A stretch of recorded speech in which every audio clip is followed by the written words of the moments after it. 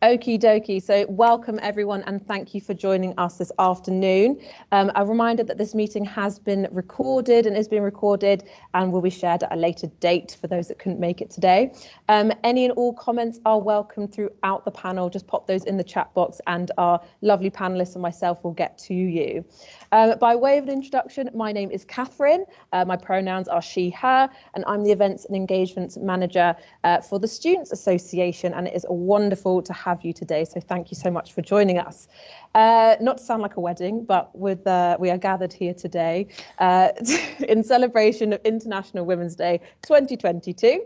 It was founded though in 1911 and it celebrates women's achievements, raises awareness against bias and takes action for equality. And that's what we're here to champion today.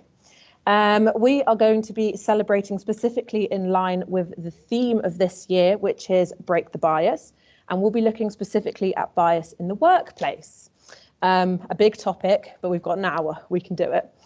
And of course, I will introduce our fabulous guests that are here to help us celebrate this. So with us today, we have Charlotte Wanendeya, and a bit of a brief about each of our lovely panelists. She started her career as a trainee and solicitor at Clifford Chance. She went on to go to be a senior lecturer at London Metropolitan University for 10 years and has now been at BPP for 17 years as a senior lecturer, in that time programme leader bar course, and is now head of law in Holborn. She was also a finalist in the 2019 Inspirational Women in Law Award. So thank you so much for joining us today, Charlotte. Next up, we have Cassie Mcdonald. She trained as a chartered accountant with KPMG, excuse me, I'm always bad at letters, where she discovered her passion for training.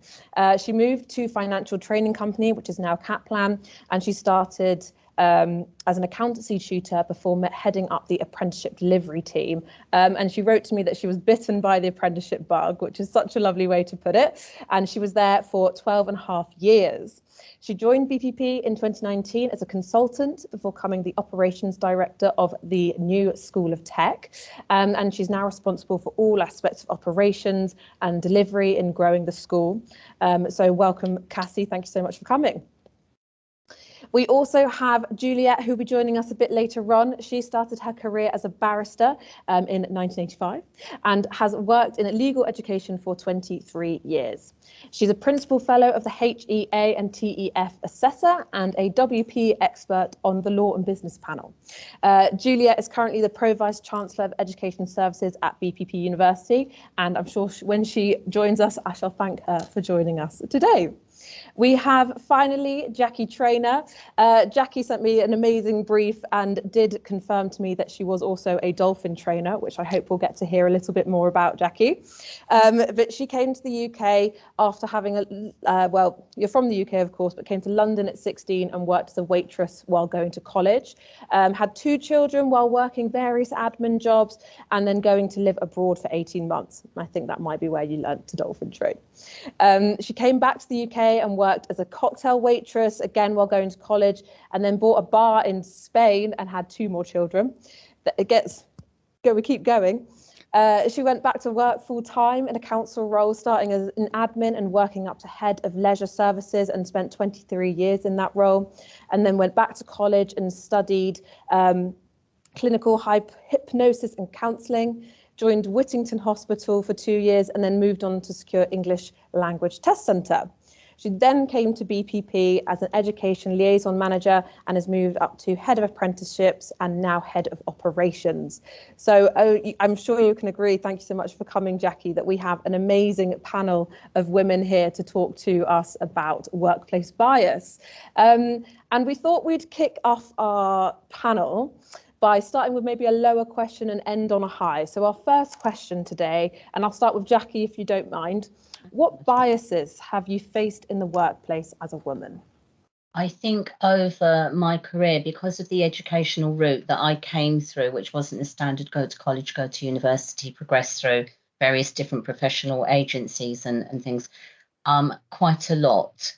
You know, I've often felt in the past that I never really managed to reach my full potential in various different roles. People were promoted above and beyond me because they had the educational capacity. Also, I mean, I'm now 61, So, you know, back in the day, it was very, very different. Since coming to BPP, and you see the differences, the way that women are treated here, the opportunities we're afforded, the way that people are promoted. It really has, over the last 5 years, shown me how much bias there was in the past. I mean, if you applied for a job and you said, I've been a cocktail waitress and I've been this and I've been that, and you know, apart from it looks like a lack of stability. Obviously, in all of those roles that I had was a great deal of responsibility. I mean, owning a bar in Spain, which was incredibly successful. I had a lot of experience in dealing with different things, but it was never actually accredited to be a transferable skill to come into a role. And I think that was one of the key things. It's been quite challenging, and I think that's why I'm so happy in the role that I'm in now. And also the opportunity that we are able to afford apprentices and young people coming in, and actually any person coming into the School of Nursing through the widening participation agenda.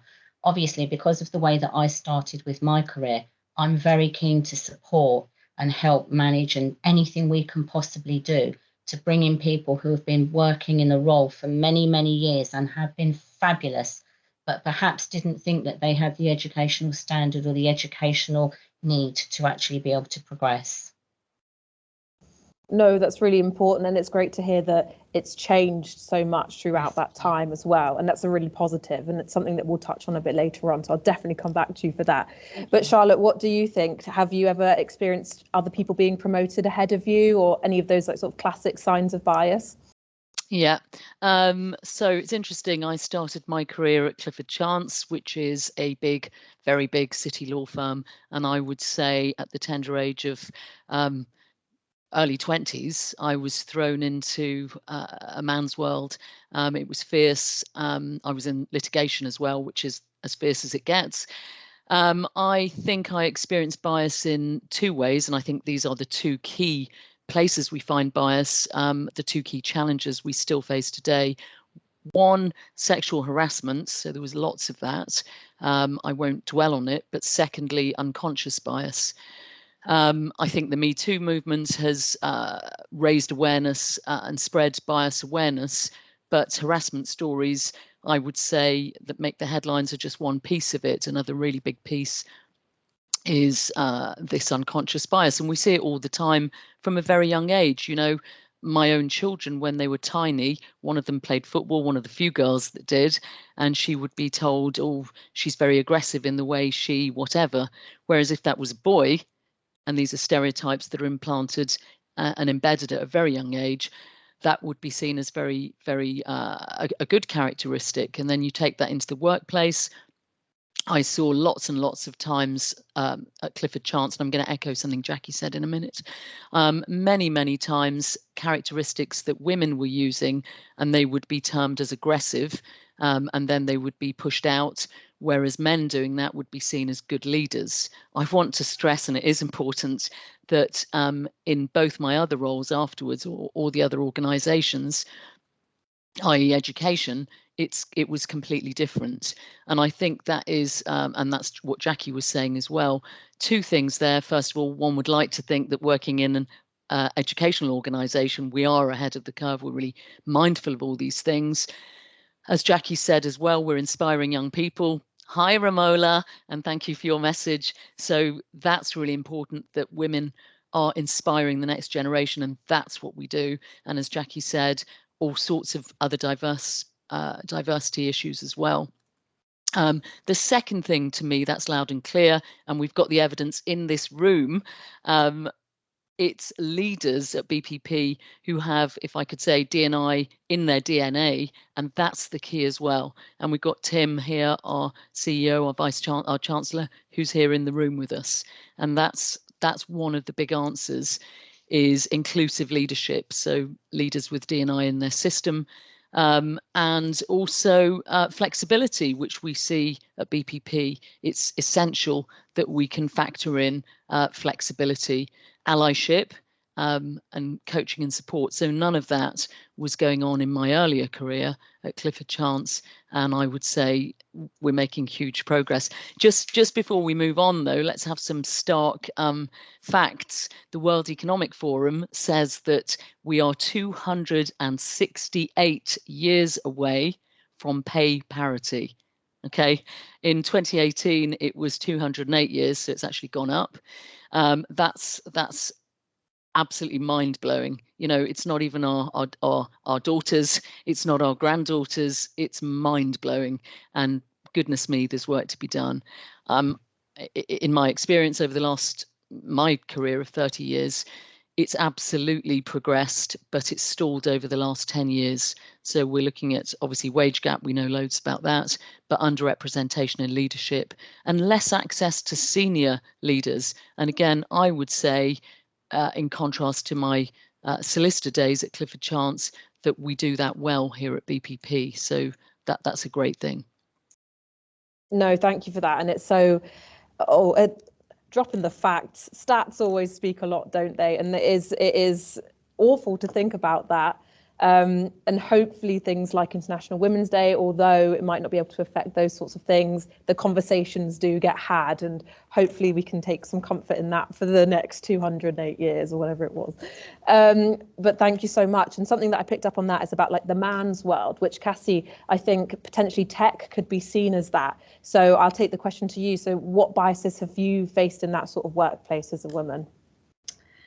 Yeah, I mean, just picking up on the tech point, we really struggle. I mean, within the School of Tech, I think we are actually very well represented in terms of, you know, lots of women, you know, working within the school, many in senior positions. We do struggle to recruit female faculty members. We've got 3 amazing people that work for us, but it's, you know, it's just a case we just don't get them in the door. You know, they don't put themselves forward to even be considered. So I think there is a big piece of work. You know, we are involved in Women in Tech, you know, sector groups to try and sort of redress that balance. I think in terms of my own career, and I have to be honest, I did struggle a bit when I saw this question, because I looked and thought, I don't really ever feel like I've been passed over for promotion, that the fact that I've been a woman has hindered my career. But I did think a bit deeper, and I could think of 2 real examples, I think, when, you know, I was subject to workplace bias. Both of them, unfortunately, did come from having women as managers. And I think that is something that we probably do need to just be honest about as women, that sometimes we don't always, you know, to use a cliche, give each other that step up. And that's something that I'm really, really passionate about as well.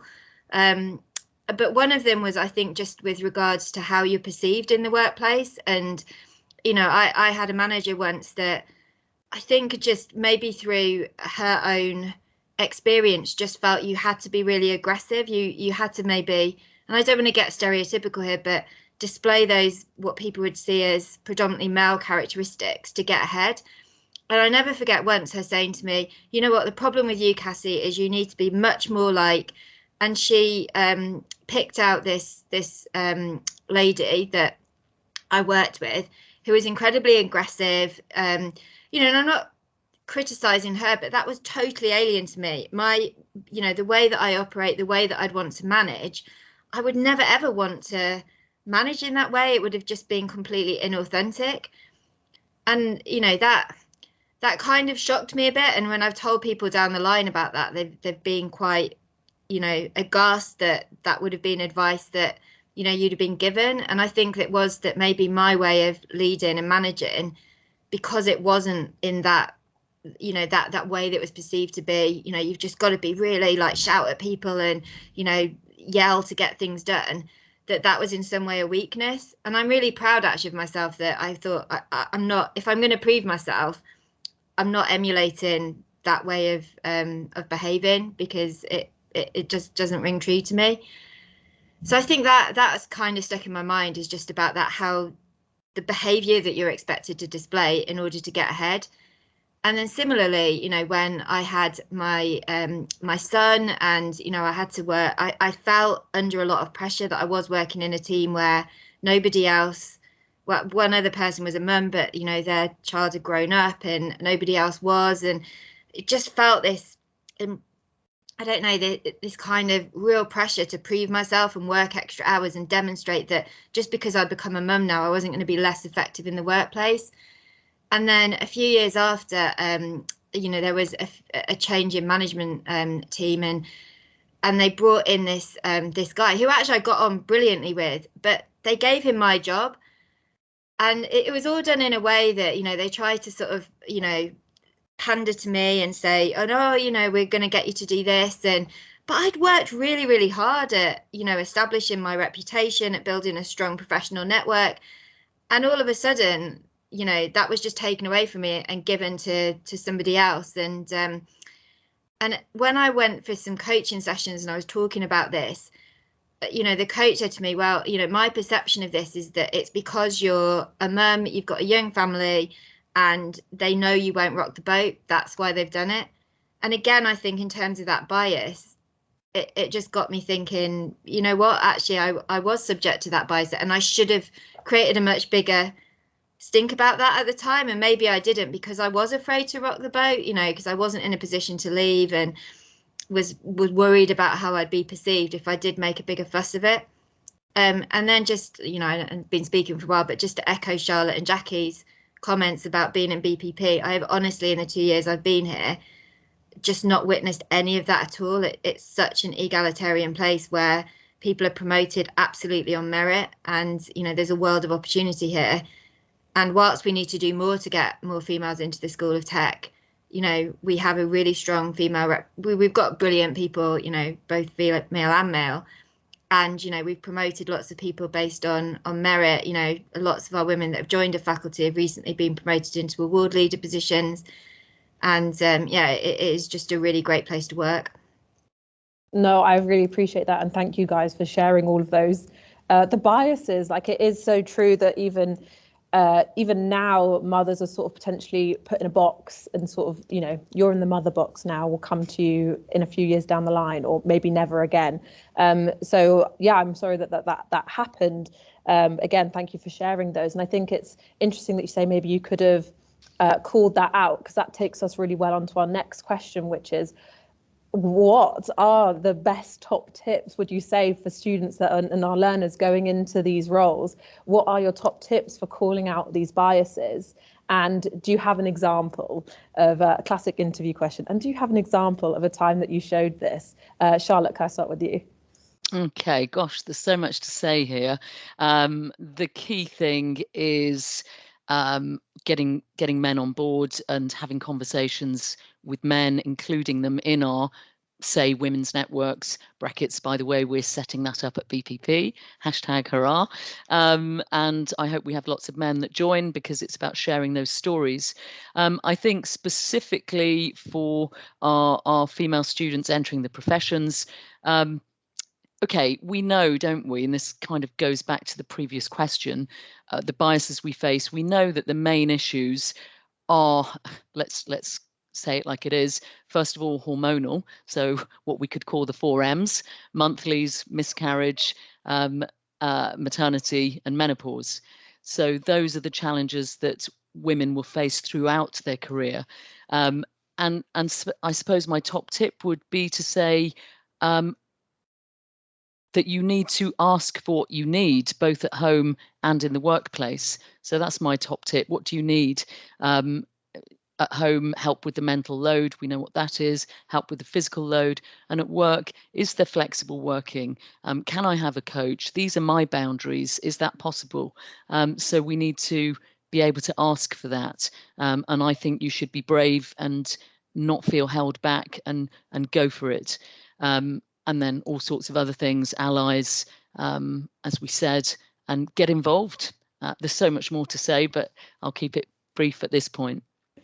Thank you, Charlotte. Jacquie, I'm interested to hear about, after sort of like running a bar, and obviously, like you said, there's so many transferable skills in that and people not seeing that. Were you able to call people out on that and like argue your case, or any other top tips that you would suggest? Catherine, I've never argued in 44 years of having a work career. I have never had an argument with anybody.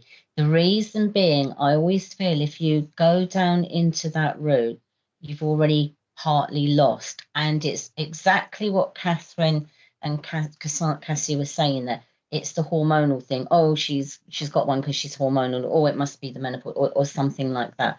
So the reason that I actually kind of changed tack and went into clinical hypnosis, I'm also an NLP master practitioner and trainer and counsellor. The reason I went into that was specifically to help support not only my own mental health and well-being, but also that of colleagues that I was working with. I mean, people end up with body dysmorphia at work because of the way that they're treated as women.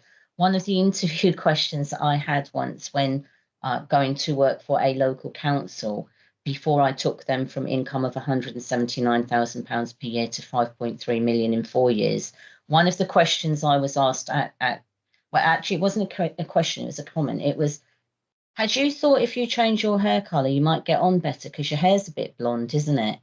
And I was speechless for a couple of seconds. And I said, can I just explain to you, this is my natural colour. It's not bleached. It's not dyed. This is my natural colour. Oh, really? So I hadn't realised. And, this was a preconception. I mean, you can imagine what my CV looked like at that point in time. Cocktail waitress, been working in nightclubs, done this, done. Preconceived what I must be like, who I must be. And much like Cassie just said, do you know, I went through 23 years of work with nobody knowing that I had any children. And by that point, because it never came up in conversation. And the reason it didn't was because I didn't want it to be any sort of barrier to anything I was doing.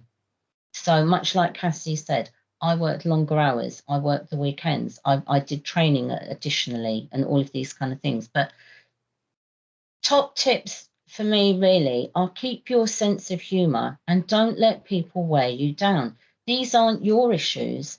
These are issues that were standard across society. These are issues that are amongst a certain sector of the population. If we can keep our sense of humour intact and keep ourselves on track, we can close the laptop at 5 o'clock and think, aren't I glad I'm not like you? And when I am in a position whereby I'm managing other staff, I will never manage or speak to somebody like you have. And I think if you can keep those things in your mind, and also I think in nursing and working with patients and working in some of the fields I've done, people don't always mean what they say. They've got their own issues going on outside. And how they speak to people is a reflection that there's something going on in their life. Doesn't mean we should accept it. But, I've said to people, can I just ask you at what point you thought it was okay to speak to me like that?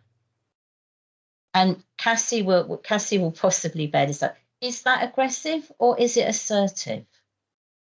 I think if we can really get women and men, get people across the board to actually fully understand the difference between being assertive and being aggressive, this would be a fabulous thing.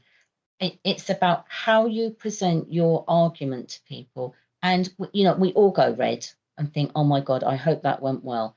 But what, sometimes if you can do it that one time, if we can coach people as managers or to actually make that initial comment, it is so helpful. Once it's done once, it's a platform to build confidence for future. There are all kinds of different things you can do. And what I've done in the past is actually script what I'm going to say to somebody, write it out, review it. And then when I'm happy with it, go in and deliver what I need to deliver. No, it's really important. Yeah. Afterwards, I was about to say. Yeah. How did you feel after saying those things with such delivery? What? Even if something goes wrong afterwards, you are so pleased with yourself, with the fact that, do you know what? I haven't let that person, what in effect is bully you. Yeah, it's Can true. I ask why that person actually got the job? I know it's your sister-in-law, but I'm just wondering. And sometimes you have to make light of it as well to keep your own sanity. Because as much as it's about you want to progress, you want fairness, you want equity, you also need to keep your sense of humour for yourself, because there is more to life than just work at the end of the day. And I think this is taking your power back, calling it out, making the comments. Yeah, no, I love that. I think that's such an important point because there are, you are quite vulnerable when you start a new job or you start a new place. You don't know what it's going to be like. So starting off on the right foot and, embracing that power that you have and the reason why you got that job in the first place probably is a really important point. And definitely in terms of communication as well, delivering your, not an argument, but delivering what you want from that person is super important. And that's, great tips so far. Cassie, can I ask you for any of your top tips? Yeah, I mean, in terms of the, calling out bias, I am the poster girl for not calling out bias. So, that I can go back, through my career and just think of many moments, when I should have stood up for myself. I've given you two. There's another one that really stands out, which was when I was pregnant, and there was a girl that worked in marketing who was, and she had a different boss, and she was allowed to do 5 days in 4.5. So I thought, oh, that sounds like a good plan. I'm going to ask for that. I'd have Friday afternoons off. So I remember saying to my boss, who again was a woman, sadly, is it okay if I, when I come back, I do 5 days in 4.5? And I was just flatly told, no, absolutely not. We've got people that work 4 days a week, and that's grossly unfair on them.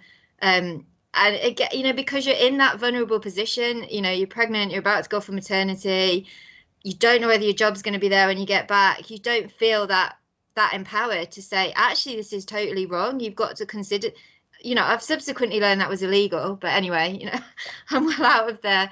So I think there's just been loads of instances where I should have stood up for myself more. And that's something I'm really passionate about now, when I speak to younger people that I manage, is just really encouraging them to say, if something is not right, for goodness sake, stand up for yourself and challenge it.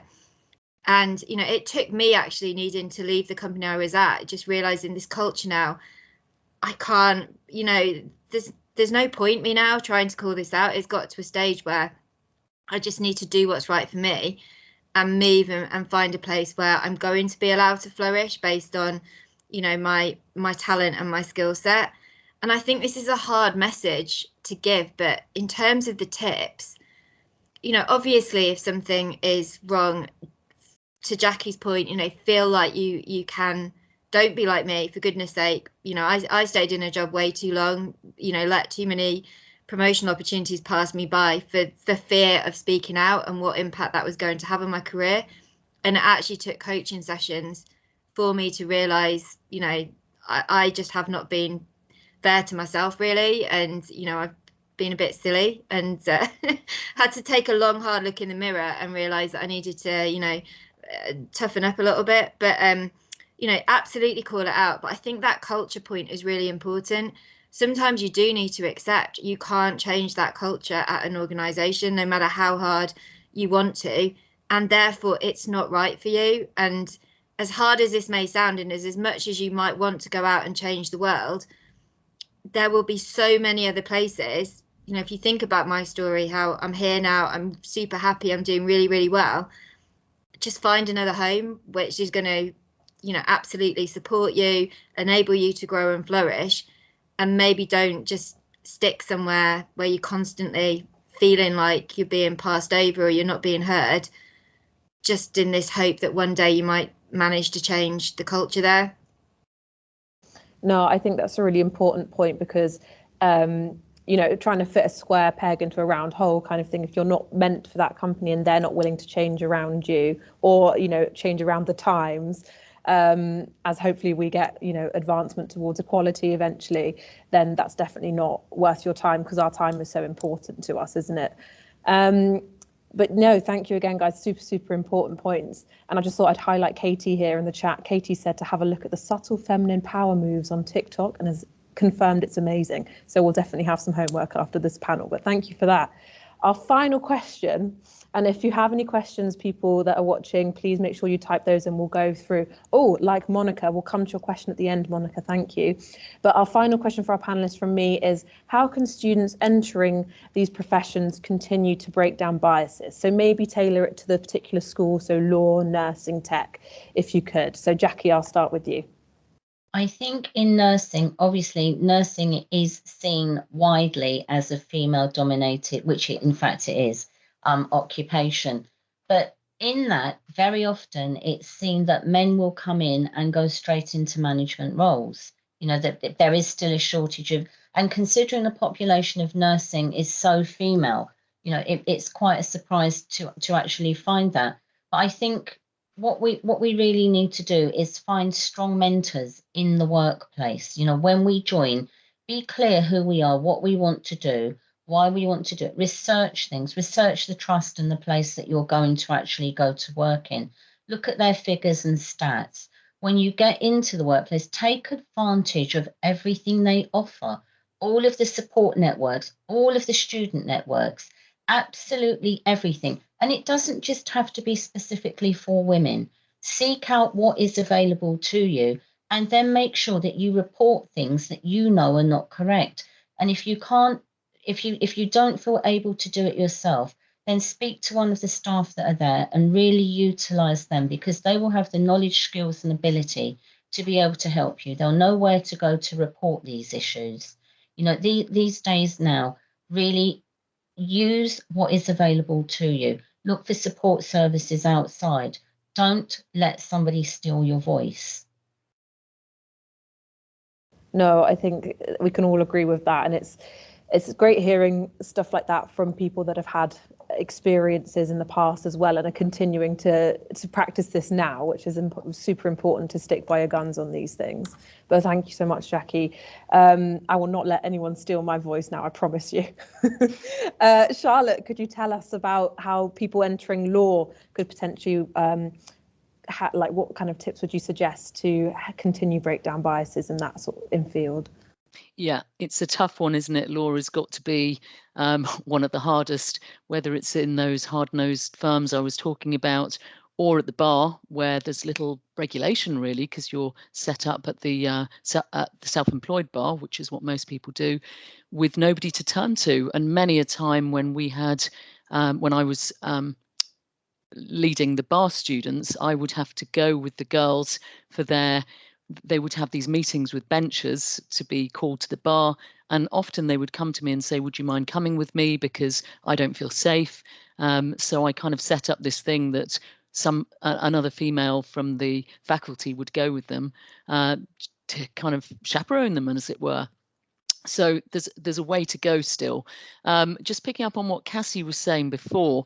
So yes, I can give my tips on to how students entering the legal profession could continue to break down bias, but really we need more support. It's about maybe legislation in place. My key thing would be that we need legislation to have equal paternity as maternity, and it be enforced, like mandatory, because men don't take paternity leave, or not many of them do. They do at BPP, but at most organisations they don't, and the reason they don't is it holds them back in their careers.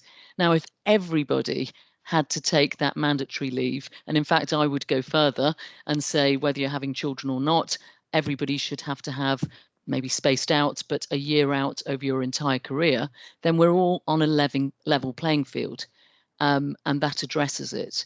So yes, it's a huge burden to say, what can our students do, our female students do entering the professions? And I can give loads of tips, but really we need the backup from legislation. We need the backup from organisations who have anti-bias in place by design, not just by a bit of training here and there and expecting women to behave a certain way or men to do certain things. It needs to be by design. By that I mean, say with recruitment, a tick box as to on your gender, which you may still need. It needs to be at the end, not the beginning, etc. There are reasons for that. But coming to what we can do, what you can do, women who are listening to this, entering the legal profession, I would say, one, advocate. So positively seek opportunities to enhance gender inclusion. And I say advocate because there's a whole spectrum. At the lower end, you've got absence, so people who are unaware of gender inequity. Then you've got people, next one up, people who are aware, but they're not aware of the full impact. Then one up from that, you've got acceptance, so people who accept that there are issues, but they're not yet engaged. Then you've got people who are active, so they're aware and they're engaged when asked. But the big one is to advocate and to be proactively seeking opportunities to enhance gender inclusion. So it marries with everything that Jacquie said. Basically, get involved, listen and grow, challenge assumptions, engage in cross-gender mentoring. That's what Jacquie was talking about as well.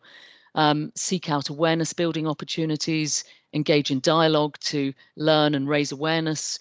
Get involved in your organization, see if they've got gender focused employee resource groups, join them, ask men to join them, support each other women. That's terribly important. Cassie was giving some stories about female line managers. That can sometimes be the problem. We need to support each other as women. So to me, that's absolutely key. And we need to appeal to good men to support us, invite men to join the workplace initiatives, mentor male colleagues, role model, be the change that you want to be, role modeling. There we go. I could go on. I'm going to stop. Thank you so much. That's super, super valuable. And I think I love that at this point, there's so much overlap between, nursing and practicing law. Like they're two important professions and things that BPP work on. So to have that overlap and making sure that, a key message is supporting each other and using the resources that these places have is definitely a good one to take home. And Cassie, do you have anything to add from a tech perspective? Yeah, I mean, I think with tech, it's so underrepresented at the moment that you wouldn't have any problem getting into tech. They would welcome you with open arms, if you decided that you wanted a career in tech. Can you still hear me? Sorry, my internet's been playing up, so I've just been going through my phone. Okay. I think the problem is that the preconception of tech is that it's so male dominated, is that women just don't consider it, and my colleague Louise, the commercial director in the school, did a talk yesterday about her journey in tech, and she gave some really eye-opening stats as well about how, at the age of 14, the interest in STEM subjects just drops off, and girls just think, well, tech is for boys. And it makes me laugh because I'm not technical at all, but my 8-year-old knows that I work for the School of Tech, and I gave my dad the Wi-Fi code at the weekend. And he went, my mummy's brilliant at technology because she works at the School of Tech. And, all I did was give my dad the Wi-Fi code. But I think it's almost like challenging that stereotype there, that he goes in and says, my mummy works in the School of Tech. She's great at tech, even though I'm not. But yeah, it's just challenging those stereotypes. And I think because of that, if you are interested in tech, find a mentor. Again, Louise did this really interesting thing where she put 5 pictures of men from tech and 5 amazing tech ladies, and said, well, who can name them? And everyone could name the 5 men, but nobody could name, maybe we knew Sheryl Sandberg, but the 5 women. And so I think it's finding that mentor, finding your crew really, and somebody that can just give you that advice. A coach to me was absolutely life-changing in terms of my career. And I think it is just finding those people that you can just sound out.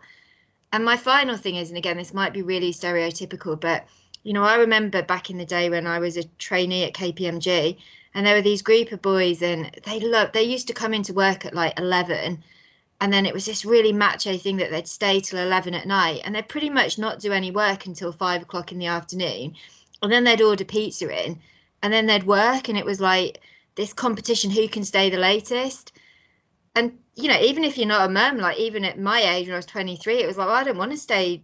I'm an early bird. I'd rather get in at 7 and go home at 6, and I think there's that, that confidence to just challenge that and thinking, I don't have to stay. Like, if that's not my way of working, not leave the company, but just demonstrate, look, I've done my work. I've done brilliant work in these hours, and not feeling that pressure that you've got to maybe try and emulate that behavior of somebody that is, maybe going to work different hours and feel that they really need to stay late just to demonstrate that they're really good at their job, because working long hours often means you're not actually as good at your job. It's so yeah, I guess the point is that, if you're going into tech, find that crew, find that mentor, and don't be afraid to, challenge, workplace behaviours once you get there. Just be really confident in yourself and the work that you're doing. No, I love that. Yeah, but great answer, of course. The again, that echoing of finding that support network within this company, or finding the like minds, and that story about people. I mean, I would do anything for pizza, but I would not stay late. I'll be honest with you. I will be efficient and get my work done and have pizza on my own time. But no, it's incredible. And yeah, thank you all for sharing. It's really, really important that we do talk about these things and have these conversations. So I really appreciate that. Just looking at the chat now, and we do have a question from Monica, who has asked, do you think that workplace bias has grown since the pandemic? I don't know if anyone feels particularly strongly about that and wants to jump off. I'd say it's two sides to the coin. So in the pandemic, obviously, suddenly we all were working from home. That was mandated by the government. So overnight remote working became the norm. And before, a lot of workplaces said, oh, we can't be flexible.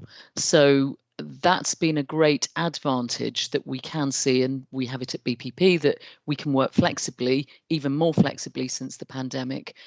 But on the other side, when we were in full lockdown, working from home, the women, we have lots of research to show that, were the ones picking up the lion's share and doing all the childcare. So it was even worse for them.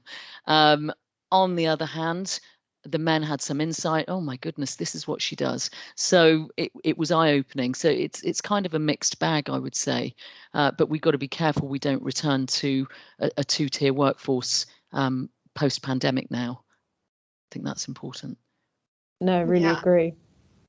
Yeah, I just echo that I think, I mean, it just doesn't resonate at BPP because it's not the culture here, certainly the homes, and in my own situation, I'm very lucky. My husband runs his own business, we share childcare absolutely 50-50. So, and I realise I'm fortunate in that. But, things you do read, and just from my network, I do think there's this danger now that if you're not in the office and you're not being seen, then you're going to be effectively passed over for promotion. And I think that would be a real shame if we did go back to that, or it did now create this two-tier that Charlotte talks about. Yeah, it's got to be about outputs, hasn't it? That's exactly the way forward in a sensible, forward-thinking organisation. Yeah, definitely would agree with that, and a really, really interesting way to put it. Yeah, I was just going to add, I think there's also a generational issue here. So that the question we had about our, I guess, mainly young women moving into the professions, I don't see it so much of a problem at the beginning there. Obviously, there's still a lot you need to watch out for, women, and we talked about some great tips for that.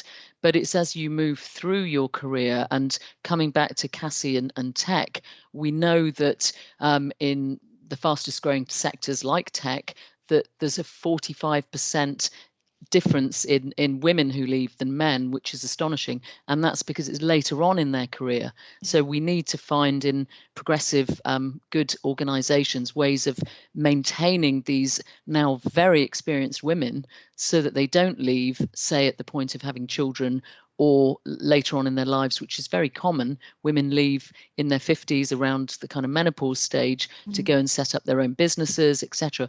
And what we need is to keep that talent that has been nurtured. So that's really where we're at the moment in terms of this gender bias, is making sure we're really retaining that female talent, which leaves much more, we know statistically, than men do.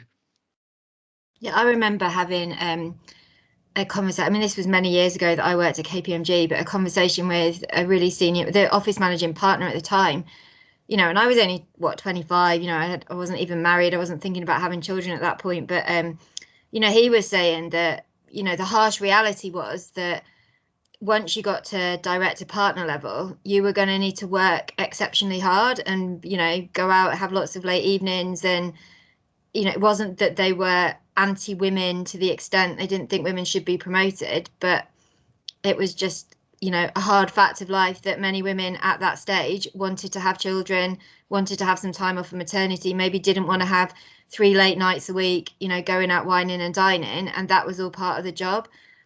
I've been out of practice a long time now. One of my best friends is a partner, so I think gradually, she's a mum to two people, two lovely children, so hopefully, there is change afoot. But I totally agree with Charlotte that, you've got to be clever at finding ways to, keep talented people in your organisation as you progress down the line, and not just and find cleverer ways of working, rather than just saying, well, you can't go out for dinner 3 nights a week, so you can't become a partner.